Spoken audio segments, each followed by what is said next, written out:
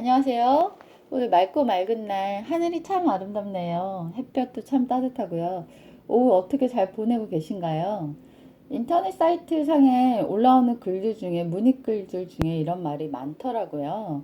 제가 아이들을 키우고 있는데요. 지금 열심히 직장을 잘 다니고 있습니다.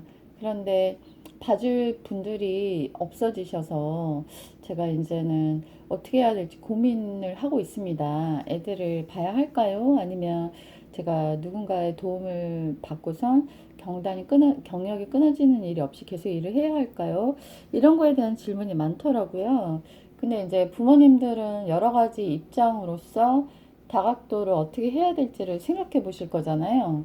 근데 이제 주변의 친구분이나 아니면 이웃분들이거나 아니면 이제 조부모님들 의견을 많이 참고하실 것 같아요. 근데 이제 선생님들의 입장은 많이 들어볼 기회가 없으실 것 같아요. 그래서 제가 평생 선생님을 했기 때문에 제가 선생님의 관점에서 어떻게 하면 좋을까에 대해서 한번 말씀을 드려볼까 하는데요. 일단은 답부터 말씀드리자면 아이들의 깊이가 좀 다릅니다. 안정감의 깊이가 달라요. 그러니까는 엄마한테 키워진 아이들, 조부모님들한테 키워진 아이들, 베이비시터님이 돌봐준 아이들에 따라서 아이들이 갖고 있는 안정감이 되게 많이 다르거든요. 그러니까는 보통은 이제 어머님들이 육아를 한 경우에는 아이들의 먹거리가 많이 달라지잖아요. 근데 먹는 것이 그 사람이다라는 말도 있잖아요. 아이들 보면은 이제 학원이나 제가 가르치는 그런 곳에 온 아이들 보면은 간식 같은 거를 가져오는 경우가 많더라고요. 옥수수나 혹은 고구마나 되게 좋은 먹거리 누가 봐도 그런 것들을 들고 오는 친구들이 가끔 있어요. 그리고 뭐 여러 가지 뭐 그 견과류라든가 그런 것들을 막 챙겨와요. 바나나 막 이런 거. 근데 보면은 그 아이들이 대부분은 엄마가 이렇게 집에 있는 경우가 많더라고요. 엄마가 집에서 정성스러운 어떤 간식이나 먹거리를 준 아이들은 아무래도 혈색도 좀 다르고 피부나 이런 것들도 되게 다르고 좀 아이들이 전반적으로 순수하다라는 걸 느꼈어요. 네, 제가 본 것은 일부이니까 그걸 다 일반적이다라고 볼 수는 없겠지만 제가 그래도 20년 넘게 본 아이들을 말씀을 드리는 거예요. 아이들이 전반적으로 건강이나 얼굴의 윤택함이나 그리고 이제 정서의 안정감이나 그리고 집중력, 순수함, 면에 있었을 때 어머님이 집에 계신 경우가 탁월했다라고 느낄 수 있었습니다. 그리고 이제 조부모님들이 돌봐주시는 경우는요, 아이들이 조금 이렇게 뭐 안정감이 많이 떨어지거나 그런 건 아닌데 아무래도 조금의 불안감이나 좀 이렇게 집중을 못하는 것이나 뭐 물건을 떨어뜨린다든가 그런 것들이 좀 보여졌어요. 왜냐하면 조부모님들이 조금 돌봐주는 영역들이 엄마가 직접 돌봐주는 거랑은 좀 다를 수가 있잖아요. 그리고 이제 베이비시터가 돌봐줬을 경우에는 아이들이 조금 더 불안한 모습을 보여줬습니다. 실질적으로 그렇게 다르냐고요? 네, 많이 다릅니다. 특별히 언어 부분에서 많이 다른데요. 언어가 예를 들면 제가 5세 아이를 가르칠 때 했었는데 야 이놈의 새끼야 이 말을 막 쓰는 걸 조그만 애가 그래서 야 이놈의 자식아 야 이놈의 새끼야 그런 말을 써요 어린애가. 그래서 어머 너는 어떻게 그런 말을 쓰고 그래, 그런 말 쓰면 안 돼요 미워요. 그랬더니 그 아이가 이제 나중에 전화 상담 해보니까 할아버지 밑에서 자랐더라고요. 근데 조그만 애가 키도 요만한 애가 야 이놈의 새끼야 이러니까 얼마나 웃기겠어요. 근데 언어만 해도 아이들이 되게 다르거든요. 그리고 이제 시터분이 안정된 경우는 좀 다를 수 있는데 아무래도 자기 자식이 아니기 때문에 조금 더 이렇게 거친 언어를 쓸 수가 있잖아요. 근데 그런 언어들을 아이가 그대로 소유해서 간직하고 있는 경우가 많았고요. 분명하게 집중력이나 이런 것에 많은 차이를 보였습니다.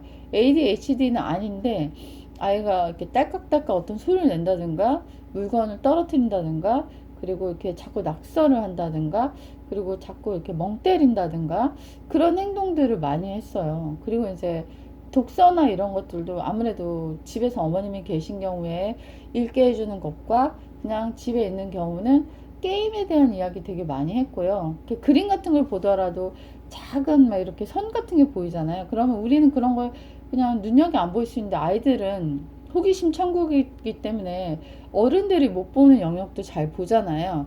근데 아이가 이거 뱀이라고 막 그러는 거 있어.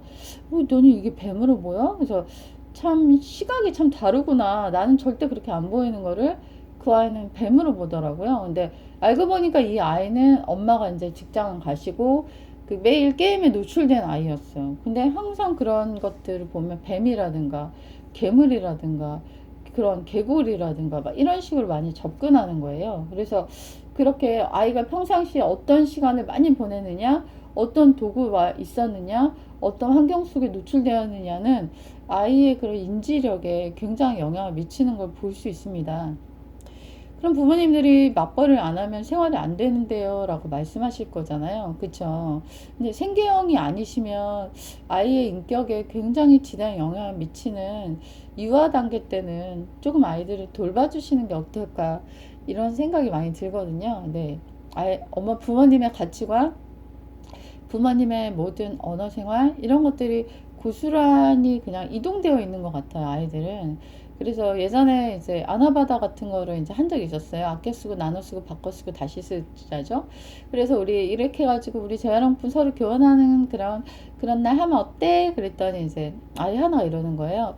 저희 집에는 버릴 것도 그렇게 나눠 쓸 것도 전혀 없어요. 그래서 그래? 집에 쓸모없는 물건이 하나도 없니? 네, 저희 아빠는 꼭 필요한 물건만 사시고 전부 다 쓰는 것들이에요. 이렇게 말하더라고. 그래서 그래? 그럼 가져올 것 없으면 안 가져와도 되지. 그렇게 말을 했는데 막상 이제 아나보다 물건 쫙 가니까 제일 많이 가져가려고 욕심부렸던 친구가 바로 그 친구였었거든요. 그래서 그 아이의 인색함이나 이런 것이 과연 어디서 온 것과 이런 생각이 들면은 조금 그 아버님이 갖고 있는 가치관이나 이런 것들이 아이에게 영향을 미치고 있는 것이 아닐까. 그러니까 우리 집에 있는 건 모두 다 쓰기 때문에 누구한테도 줘서는 안 돼. 그런 식의 마인드잖아요. 그러니까 그런 것들이 아이들에게 그대로 흘러가는 경우가 많이 있었는데요. 그러면 뭐 부모님이 있다고 해서 아이가 달라지는 건 아니지 않냐라고 볼 수 있지만 아무래도 부모님은 아이에게 그래도 더 좋은 것들을 양질의 것들을 주려고 노력하시잖아요. 남보다는 우리 조부모님들도 물론 자신의 손주, 손녀니까 당연히 좋은 걸 주시겠지만 조금 덜 그렇게 좋은 것들을 흘려보낼 수 있는 가능성이 있는 것 같아요. 그래서 제가 몇십 년 동안 아이들을 보아온 결과 부모님들은 A라는 아이 하나만 보지만 저는 A부터 Z까지 다양한 example을 보잖아요. 그렇기 때문에 저는 조금 더 다양한 시각으로 아이들을 볼 수 있는 것 같고요. 아무래도 안정감의 깊이가 다르다라고 한마디로 정리해서 말씀드릴 수 있을 것 같습니다. 오늘 저의 교육 토크는 여기까지.